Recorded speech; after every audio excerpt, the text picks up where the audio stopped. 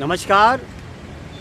मुंबई से फिर एक बार आपके सामने रविंद्र जैन 07 इस चैनल में देशवासियों आपका स्वागत है। हर दिन कुछ नए नए मुद्दे के साथ, खट्टी मीठी कड़वी बातों के साथ मैं आप तक दो शब्द आपके जो दिल के हैं वो मैं अपनी जुबानी पहुंचाता हूं। मुंबई में रहेंगे, मुंबई की बात करेंगे। जब जब चुनाव आते हैं कोई ना कोई मुद्दा इन नेताओं को बेस सिर पैर का मिल जाता है, जिससे वो अपनी राजनीति चमकाते हैं, रोटियां चमकाते हैं, लेकिन देश हित में काम नहीं करते। अभी मुद्दा चलता है भाषा विवाद का। क्या होगा? भाषा विवाद एक ऐसा मुद्दा है जिसका कोई लेना देना नहीं है। पूरा दुनिया में एक भारत देश ऐसा है जहाँ पर हर तरीके की भाषा बोली जाती है, लेकिन भाषावाद पर विवाद नहीं करना चाहिए। ये सर्वथा गलत है और कानून जिन्होंने हाथ में लिया है उनको माननीय कोर्ट से विनती करता हूँ, उनको ठीक तरह समझाना चाहिए। हिंदुस्तान में एक ऐसा संविधान है कि आप कहीं भी जा सकते हैं, कहीं भी रह सकते हैं, जो आपको मन करता है वो भाषा बोल सकते हैं। लेकिन भाषा विवाद पर कुछ नए नए नेता पैदा हो जाते हैं और कुछ ना कुछ नई राजनीति करते रहते हैं, जिससे मुंबई महाराष्ट्र की छवि को एक धक्का लगता है। लोगों के दिल में सवाल पैदा होता है। आर्थिक नगरी मानसिक रूप से इतनी अव्यवस्थित हो चुकी है कि लोग भाषा के नाम पर मारपीट करना शुरू कर देते हैं। ये समझने का बहुत बड़ा विषय है समझने का। लेकिन सरकारें क्या करती हैं? देश देखता है, उसके बावजूद भी एक्शन नहीं लेता। देश एक्शन नहीं लेता। कोर्ट संज्ञान क्यों नहीं ले पाती? बहुत सी बातें हैं, बहुत से विषय हैं। इसीलिए कहते हैं कि आंखों के सामने सब कुछ होता है, सरकार देखती है, एजेंसियां देखती हैं, लेकिन कुछ कर नहीं पाती। इसीलिए समझ जाने का कि चुनाव पास में है, हर कोई मुद्दा नया नया लेके आएंगे। ये सब चुनावी हथकंडा है। चुनाव निकलने के बाद ये सब हथकंडे खत्म हो जाएंगे। मुंबई महाराष्ट्र में सबसे बड़ी तकलीफ एक है, बीएमसी में सबसे ज़्यादा पैसा आता है टैक्स का। एशिया में सबसे धनवान बीएमसी है, लेकिन इसमें बैठे हुए लोग वो अपने काम को अंजाम नहीं दे पाते। क्या वजह है, कौन है, क्या बात है, क्या रीजन है इसका, वो जांच का विषय, हमारा विषय नहीं। हम तो सिर्फ बताने का काम करते हैं। दमदार असरदार बीएमसी की बिल्डिंग तो है, लेकिन अंदर बैठे हुए लोग वो दमदार असरदार नहीं है। कोई भी कार्रवाई मजबूती के साथ नहीं होती। कार्रवाई कैसे होती है? दिखावे। गाड़ी आई चली गई, गाड़ी आई और चली गई। पब्लिक को बेवकूफ़ समझ रखा है। ये इनकी बहुत भारी भूल है, लेकिन कोई बात नहीं। अपने कर्तव्य का हर डिपार्टमेंट यहाँ पर कहीं ना कहीं कुछ ना कुछ किसी भी रूप में सौदा करता है। तो ये एक डिपार्टमेंट के लिए कलंक की बात है कि डिपार्टमेंट में बैठ के तिरंगे की सौगंध खा के अपने पद का उपयोग करना और बाद में दुरुपयोग करना, ये एक प्रकार का अपराध है। लेकिन इस अपराध के ऊपर ये इतना गहरा हो चुका है, इसके ऊपर कोई संज्ञान नहीं लेगा, क्योंकि सभी की जड़ें कहीं ना कहीं एक दूसरे से मिली हुई है। लोगों का यहाँ तक कहना है कि मुंबई का माहौल यहीं के नेता लोग बिगाड़ देते हैं वोट बैंक की खातिर। यहाँ पर तो योगी आदित्यनाथ जैसे एक नेता का शासन होना चाहिए, जो दमदार, असरदार, जोरदार, जो करप्शन के लिए, माफियाओं के लिए एक प्रकार का सख्त हथियार है योगी आदित्यनाथ। और इस बात को मैं भी बोलता हूँ कि योगी आदित्यनाथ जैसा नेता, समझदार, बुद्धिमान, अपने देश को व्यवस्थित रखने के लिए, सुरक्षित रखने के लिए एकमात्र शेर है सनातनी, योगी आदित्यनाथ। सवाल तो ये पैदा होता है कि सीएम की ताकत जो योगी आदित्यनाथ के पास है वो सभी सीएम के पास है। उसके बावजूद एक सबसे बड़ा लालच है, वो है सत्ता का लालच। कहीं हमारा वोट बैंक टूट ना जाए, कहीं हमारी वोट के कारण सत्ता ना चली जाए, कहीं हमारे वोट के कारण सत्ता का जो सुख हमें मिल रहा है फ्री का, वो खत्म ना हो जाए। एक बात कहावत कही गई, सत्ता का सुख एक ऐसा सुख है जो पूरे देश के पैसे पर इनको देता है। पुलिस की गाड़ियाँ आगे पीछे घूमती हैं, सत्ता का सुख इनको मिलता है। प्लेन में आना जाना, खाना पीना, टॉप सुविधाएं, टॉप लेवल की ग्रेड सुविधाएं इन एजेंसियों को और शासन प्रशासन को मिलती है, उसके बावजूद इनकी आदत पड़ जाती है। फिर ये इतने मशगूल हो जाते हैं कि आम जनता के ऊपर ध्यान नहीं देते।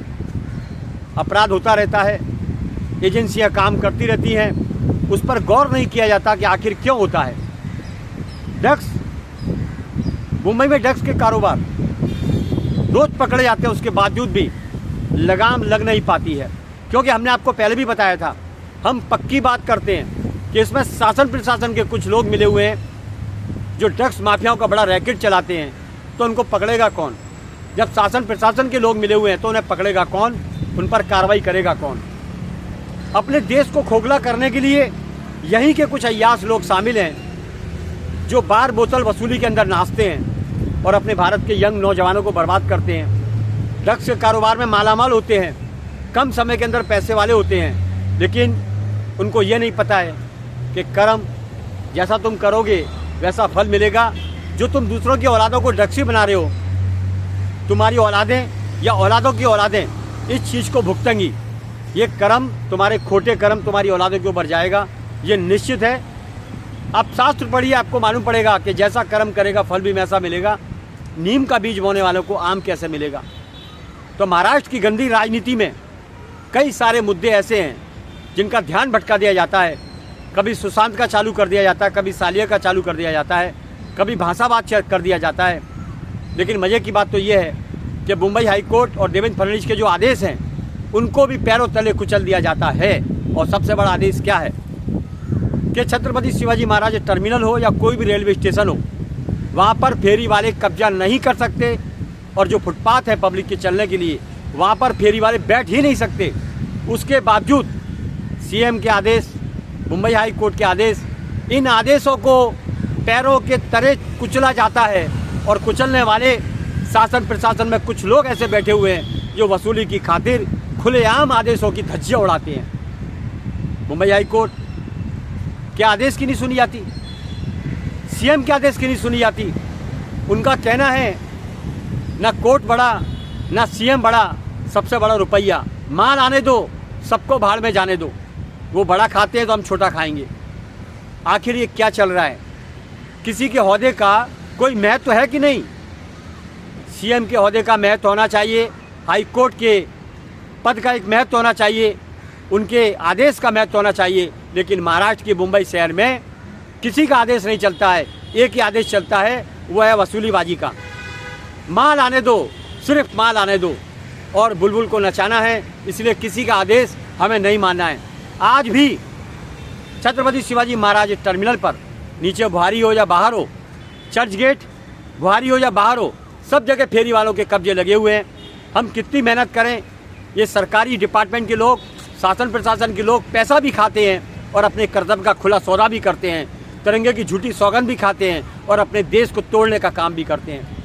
यहाँ पैसा नहीं देते हैं, बिना पैसे के ये काम करते हैं हम, और मजबूती के साथ सत्यता के आधार पर काम करते हैं। उसके बावजूद दूसरा स्वरूप देखिए, डिपार्टमेंट के लोग पैसा भी खाते हैं और भ्रष्टाचार का मसाला भी खाते हैं। भ्रष्टाचार में लिप्त हो चुके हैं, बार बोतल जोर जरूर जोनू के अंदर फिक्स हो चुके हैं। ये बीमारी हमारे देश के लिए गुलामी का एक रास्ता है। ये गद्दारों को चुन चुन कर, पुराना ज़माना अगर होता तो फांसी की सज़ा ऐसे ही लोगों को मिलती जो देश के अंदर बैठ के देश के ही लोग देश के लोगों को लूट रहे हैं और देश से गद्दारी कर रहे हैं। हम किसको सुनाएं अपनी फरियाद? जनता किसको सुनाए अपनी फरियाद? जनता कहाँ जाएगी? जनता को तड़पाया जाता है। यहाँ पर मुंबई में कोई डिपार्टमेंट ऐसा बाकी नहीं है जहाँ पर वसूली की बात नहीं की जाती है। हॉस्पिटल जाओ, बेवजह के लंबे लंबे बिल, क्योंकि डॉक्टरों को माल चाहिए। कोर्ट में जाओ तो भर भर के तारीखें मिलती है, ये वकीलें उलझा देंगे तारीख पर तारीख, क्योंकि इतने मामले पेंडिंग है, करोड़ों के ऊपर मामले पेंडिंग है। यहाँ तो सुनवाई किसकी होती है? भर भर के नोट दिए जाओ, वकीलों की सेटिंग होती है, जल्दी से मामला सेट हो जाता है। ये पूरा सेटिंग का मामला हो चुका है। ये आम आदमी की ज़िंदगी एक बद से बदतर हो चुकी है। आम आदमी की ज़िंदगी के अंदर जीने का कोई अधिकार रह ही नहीं गया है और ना उसको जीने की चाहत है। ऐसी स्थिति मुंबई की हो चुकी है। नौजवानों को काम नहीं है और जो काम करना चाहते हैं उन्हें फंसा दिया जाता है, उन्हें वसूली ली जाती है। तो नौजवानों के लिए क्या है? आखिर नौजवानों के लिए कोई नहीं सोचता, जबकि नौजवान भारत के विकास की एक नई सड़क है आज के हमारे नौजवान। लेकिन नौजवानों को शासन प्रशासन में बैठे हुए लोग ड्रग्स की आदत डाल रहे हैं, उन्हें ड्रग्स क्यों बना रहे हैं? सवाल ये पैदा होता है कि ड्रग्स आखिर रोज कहाँ से आ रही है और इसके पीछे कौन है? और इतने सालों से जब ये ड्रग्स को पकड़ने की मुहिम चालू है तो एजेंसियाँ क्या कर रही हैं? एजेंसियाँ कंचे खेल रही हैं या गोटियाँ खेल रही हैं या गिल्ली डंडा खेल रही हैं या फुटबॉल खेल रही हैं या क्रिकेट खेल रही हैं या फिर कोई और बात है? हमें पता नहीं लगता है क्या बात है आखिर। देखिए, बहुत बड़ा वसूली का खेल चालू है। ये वसूली इनकी ज़िंदगी को नरक बना देगी, ये इस बात को जानते हैं। जितने भी वसूलीबाज हैं मेरे चैनल को देख लें, रविंद्र जैन मुंबई 07 इस चैनल को देख लें, और वसूलीबाज जितने भी हैं उस बात को नोट कर लें कि तुम दूसरे की औलादों को ड्रग्स दोगे या उन्हें गलत फंसाओगे या उन्हें मारोगे। मैं सब समझता हूँ ज़िंदगी में, मैंने बहुत कुछ देखा है। कभी कभी पुलिस के कुछ केस भी ऐसे होते हैं, अदालत में उन मुजरिमों को पकड़ के रखा जाता है जो इस जुर्म के भागीदार है ही नहीं। असली मुजरिम घूमता रहता है, लेकिन जो लोग सीधे साधे होते हैं उनको पकड़कर कोर्ट में हाजिर कर दिया जाता है, उसे मुजरिम बना दिया जाता है। मैंने दुनिया देखी है, बहुत देखा है। लेकिन याद रखना, शासन प्रशासन के लोगों, अगर आप गलत करते हो दूसरे की औलादों के संग या भारत के किसी भी व्यक्ति के संग, तो आपकी पीढ़ियां नरक भोगेंगी। जैसा आपने किया वैसा उनके संग होगा। क्यों? कि आप उस समय जिंदा रहेंगे कि नहीं रहेंगे देखने के लिए कि आपने लोगों को फंसाया है, वैसा ही आप फंसने वाले हैं। ये बात याद रखना।